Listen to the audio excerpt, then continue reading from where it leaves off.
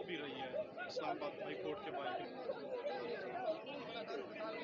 جی ناظرین، آپ دیکھ سکتے ہیں پاکستان تحریک انصاف کے جو چیئرمین ہیں عمران خان، ان کو گرفتار کر لیا گیا ہے اور اسلام آباد ہائی کورٹ سے ان کو یہاں سے جو سیکیورٹی اہلکار ہیں انتظامیہ اسلام آباد کی، وہ یہاں سے لے کر جا چکے ہیں۔ اس وقت آپ دیکھ سکتے ہیں یہاں سے اندر آنے کی اجازت نہیں دی گئی ہے اور تقریباً تمام جو راستے ہیں ان کو خاردار تارے اور سیل گاڑیوں رینجر کی گاڑیاں کھڑی کر کر سیل کر دیا گیا تھا اور عمران خان کو گرفتار